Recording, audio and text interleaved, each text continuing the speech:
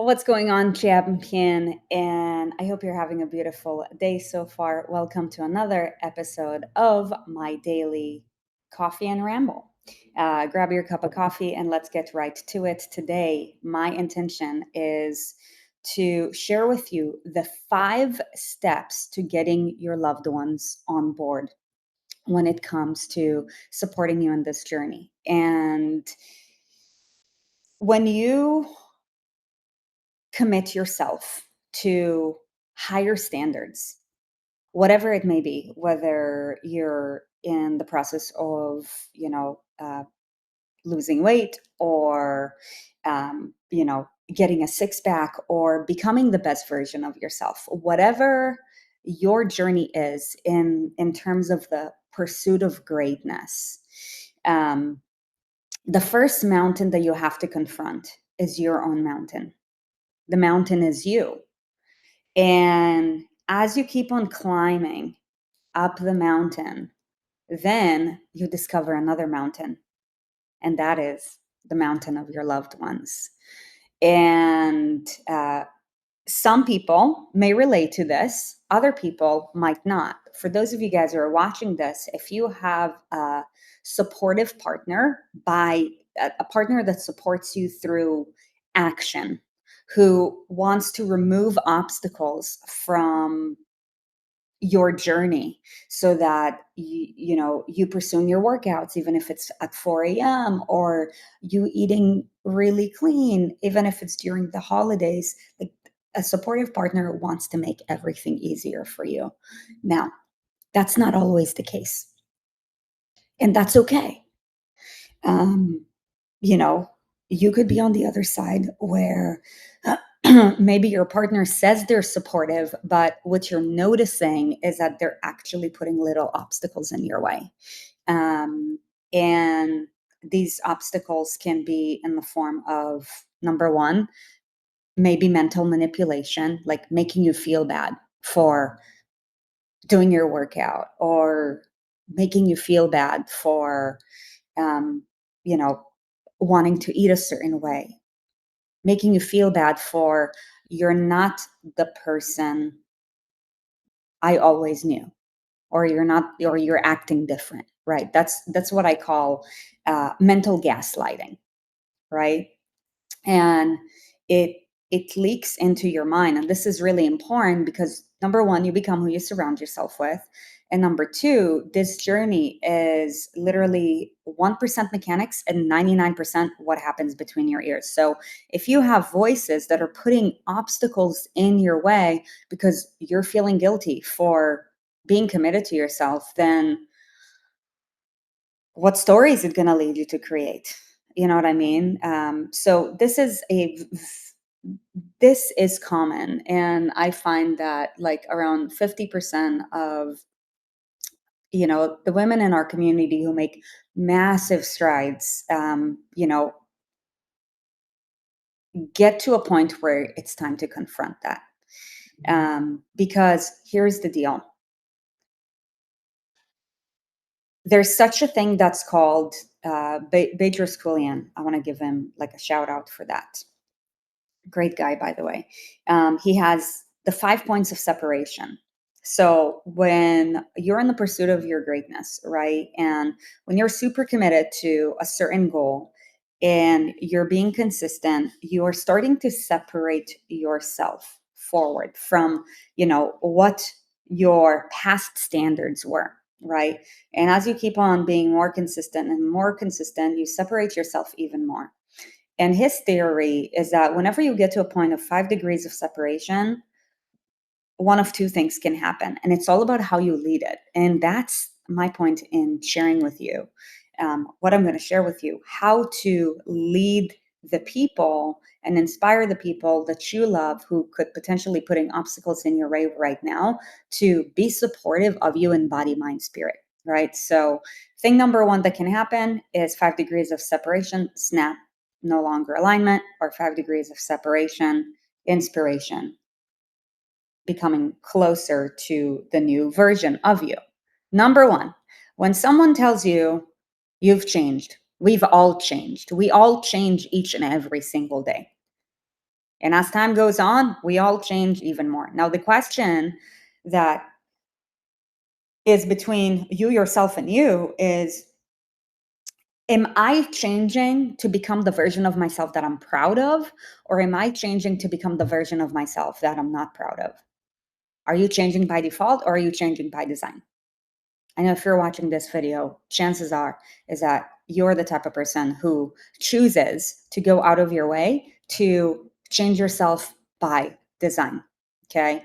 So, knowing that, there is a great chance that eventually you will walk into the part in the journey where you've now gotten yourself to 5 degrees of separation, because you no longer tolerate what you used to tolerate before, right? And if you find, your partner telling you you're no longer the same person that I met, they're right.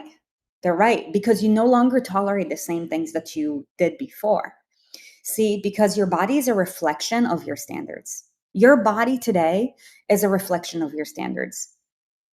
Your body 6 months from now is going to be a reflection of the standards that you've created up until now, plus the standards that you're going to create between now and the next 6 months. Right. And when people go from, let's say, not being in that great of a shape, either being overweight or just average, to like, hey, I want a six pack, or I want to be able to do a marathon or a triathlon and be in great shape, you're not going to tolerate the same lifestyle. You're just not. Why? Because your habits are different. You're no longer going to tolerate, most likely, sleeping, going to bed really late at night and, like eating crap for the entire Sunday, or, just taking off like weeks from working out. You're just not going to tolerate the same thing, right? So you're not going to tolerate putting certain nutrition in your body. You're probably not going to tolerate people speaking to you in a certain way either. You know what I mean?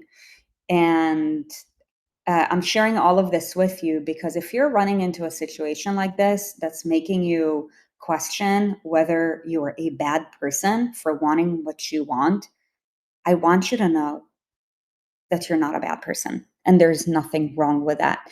And what we've seen is that most of the times, if you're in a situation where either a spouse or someone who is really close to you is, just putting obstacles in your road, or, maybe just complaining about your level of commitment, it is normally fear based. Okay, so it is up to you to lead them. Now, disclaimer before we dive deeper is, you can only lead someone to the degree that they want to be led. Okay, so you got to ask yourself, who do I get to be for this person in this moment? Because if you truly want to keep on excelling, leveling up, and you truly want to harmonize the relationship, then you're going to need to now not just adjust yourself to the person that you want to be, but adjust yourself to the person that you want to be, and adjust yourself to the person that you're currently working with. And ultimately, you get to choose what it is that you want to tolerate. I'm going to share with you a quick story, because I was in a relationship that when when I basically committed to my pursuit of greatness back in 2012, that, let's just say, was not harmonious and fruitful.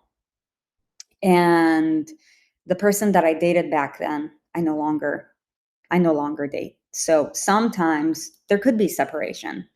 And ultimately, if we're talking about a spouse, you get to choose, right? So it is not always the case with a spouse. And what's important to note is that when you walk through this situation, you can do one of two things. We're going to focus our attention on the inspiration. But if you're like, okay, there's no more harmonization, you can either limit or eliminate, right? So, like, for example, like parents, kids, you can no longer, like, like, you cannot disown your parents, right? But you can limit how much communication or exposure you have to them in order to keep yourself sane, and sometimes eliminate. I was in a relationship where eventually we chose to eliminate. This person is no longer in my life. Eventually, 4 years later, I found the person who's right for me, and you know who she is now, Erin, right? And we've been together for 10 years. Why? Because we've been leveling up in the same direction at the same pace.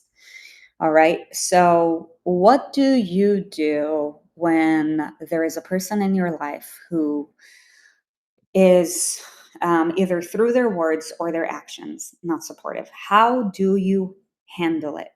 First thing is you got to confront it. Can't just keep it to yourself. Better out than in.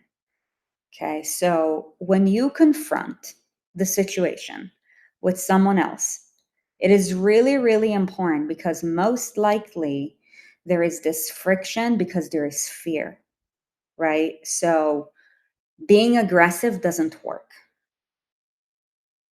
Being gentle and understanding does. Okay. Now, when I say being gentle and understanding, that doesn't mean you not respecting yourself, right? So you get to choose what that looks like. So, step number one, with regards to inspiring your loved ones who are currently not supportive through their actions and words, is to be curious. Okay. What I wrote some notes. I'm just looking at it to make sure that um, that I'm on the same page with how I prepared. So, how do you get curious? You, not as a kind of like they're washing the dishes and you're just like back to back. It's like, hey, can I have a moment with you? Yeah, sure. Hey, is it just me or is there like some kind of like tension between us? And I'm curious if I did anything to make you feel a certain way. I could be going crazy, but I'm just feeling this. So I just wanted to clear it out because you matter to me. Let them say, like, let them speak, hear them out. They're going to respond however they're going to respond. Okay. So what you're doing now is you're confronting the situation and you are you're giving them context, right? So now they tell you how they see how your actions have been impacting them. Look, between you and I know that, like, you know, choosing to commit to be the best version of you, to be in the best shape possible, to be sharp mentally, physically, and like be healthy for years to come. It's not an offensive thing, but you can't choose how other people respond to your actions. So who knows? Maybe they are being offended by you. So hear them out. Okay. Once you get curious and you hear them out, the second thing that you want to do is you want to validate, because you want to make sure that there's no assumptions. Communication is a two-way street. What is said is not always what is being heard. So by validating, you make sure that what they said is what you heard, and you're also making them hear what you heard. So you get on the same page. Okay. So let's say um, when you get curious, let's say it's your partner. Um, yeah, you're not fun like you used to be anymore. And it's just like kind of upsetting because I feel like I don't even know you anymore. So when you validate, you're like, Okay, so just to make sure we're on the same page, what I heard you say is that because of my commitment to X, Y, and Z, you feel like you don't know me anymore. Is that correct? Okay, then let them validate. The next thing that you want to do is you want to get curious about whatever they're perceiving means to them. So, in this context of you're no longer the person that I knew, ask them, can I ask, what does me no longer being the same person that you're used to mean to you? That way, you're helping them to confront their frustrations, their fears, and everything in between. Oh, it's just that when we met, we used to like go to a winery every Sunday, and now I no longer go to wineries because of this thing that you're doing, because you're working out all the time, or you want to meal prep all the time, um, and I feel like we're no longer hanging out together. Okay, so communication gives clues. Okay, so by the way, I'm totally like making up this story, but it could be your own story. Who knows? So through curiosity, right, you keep asking questions. Leadership is not about telling people to do things, it's about asking questions and meeting them where they're at. Then the clue that was just given is okay, so just to make sure I'm understanding you correctly, it seems as if what you're concerned with is that we're no longer spending the same amount of time that we used to. Is that correct? Or is it that you're concerned about the fact that I'm not drinking the same amount of wine that I used to drink? Which one of those is it? Let them tell you. Um, a lot of times, just because like our women, they progress really fast. They get to a point in the road where that happens, that gets confronted. What we have found is that one of two things happen, and that's why leadership around this is so important. Number one is the spouse feels like they're no longer a priority because there's another priority. So it is up to you to really learn how to create both priorities, a both and. How can you make them feel like they're a priority while also not losing yourself in the process like you did before? And how can you also cater to them in a way that is meaningful for them? So, number one, priority. Number two, something that we found before is, like when you get in great shape, you also look really attractive.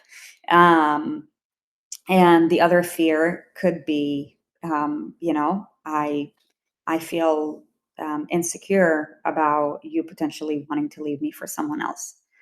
So, whatever the reasoning is, after you get curious, you validate, you get curious again, is reassurance on your end. Once you get the information of, hey, what is this really all about? Then you reassure. All right. So, got it. It's totally on me that, on Sundays last couple of months I've been, spending the afternoons meal prepping versus wanting to hang out at the winery with you. And I hope you know that me not wanting to go to the winery doesn't mean that I don't want to spend time with you. It's just that I want to be the best version of me so that I can be the best version of myself for you. And it also seems like me wanting to be the best version of me, being healthier, sharper, more attractive, stronger, stuff like that, doesn't actually come across that way for you, correct? Yes, let them validate what you're saying. Okay, got it. So here's my commitment to you. On Sundays, We normally used to go to the winery between noon to 3 to watch football. And now I put meal prep on that time.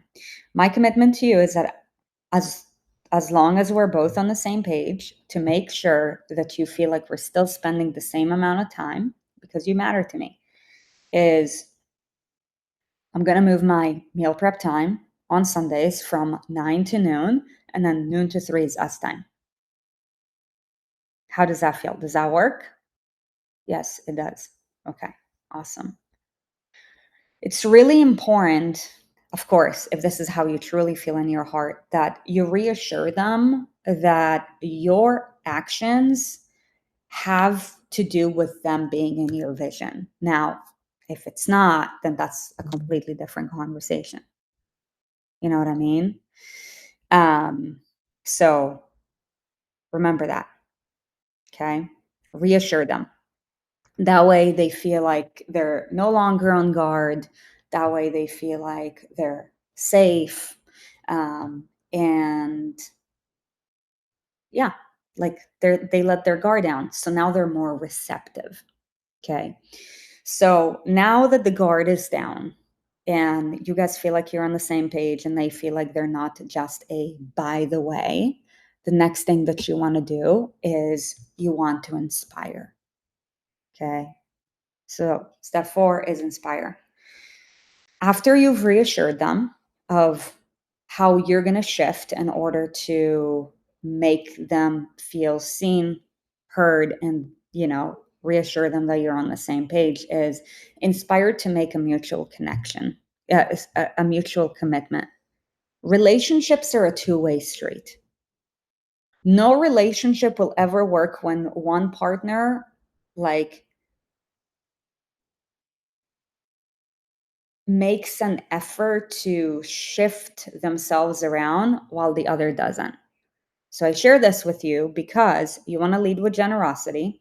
You just made a commitment. Now you're going to inspire to make a mutual commitment. There's a commitment that they get to make on their end too. Okay. So you start with your commitment. Okay. So my commitment to you is that on Sunday from 9 to noon, I'm meal prepping so that noon to 3 can be our time. Is there anything else that I've been doing that makes you feel a certain way? Let them talk it out. Make sure that there is no like other reminiscing energy, because otherwise, like they'll totally like bring it back around and blame you. Okay. So make sure you clear it all out. There's nothing else. Okay, cool. So awesome. Then what you do is you ask them for your support. You ask them to support you.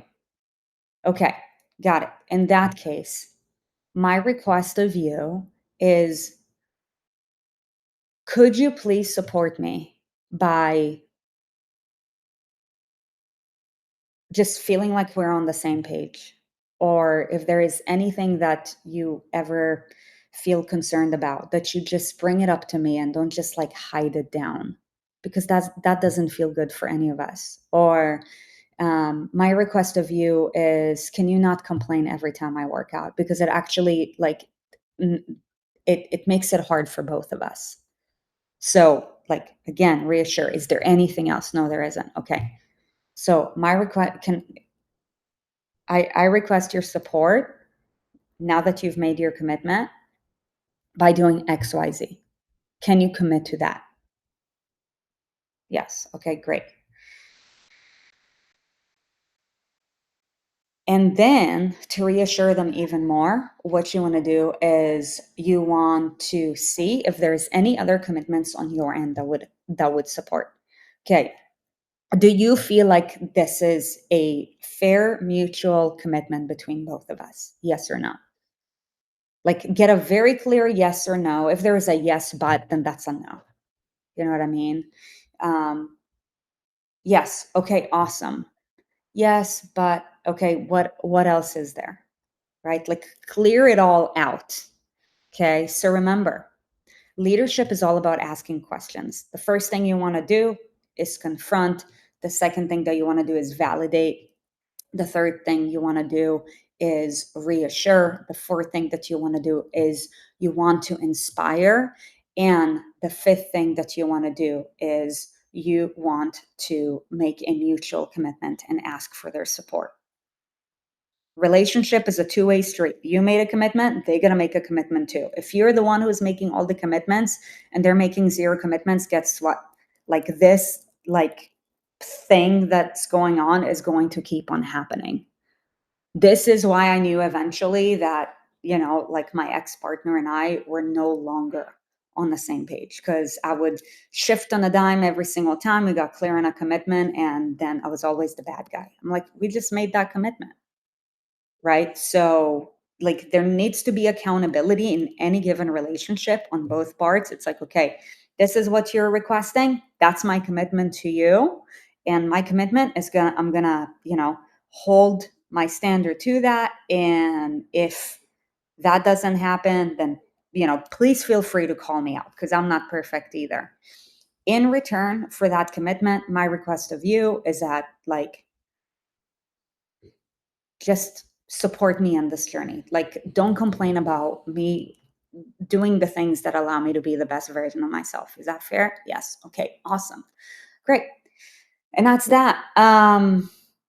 Relationships.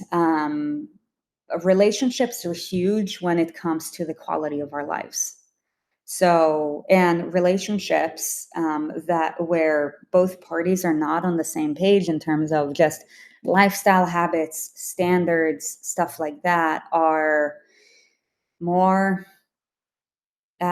detrimental than helpful. And the quality of your life also has to do with the quality of your relationships. And that is the entire premises of today's episode, because the better your relationships are, the more longevity there is in your relationships. And also, the quality of your relationships have a direct relationship and impact on your stress levels. And obviously, stress has a direct impact on your health as well. And that's why I was inspired by sharing this video with you. If you found this video helpful and you believe that it resonates with you, make sure you subscribe to this channel so that you can be notified whenever we drop the next episode. And also, if you are in the pursuit of your greatness, you want to get in the best shape of your life, you are seeking unapologetic longevity, performance, body composition, and you want to level up your standards and your support system, then also make sure to check the link in the description and check out our community. And we'd love for you to be a part of it. We're building an amazing movement, and it's really amazing to see when like-minded women are pulling together and are moving up in the same direction, because a rising tide rises all ships. Between now and the episode, I'm going to take another sip of coffee. And in the meantime, I hope you have a blessed day. Much love. I'll see you on the next episode. Bye.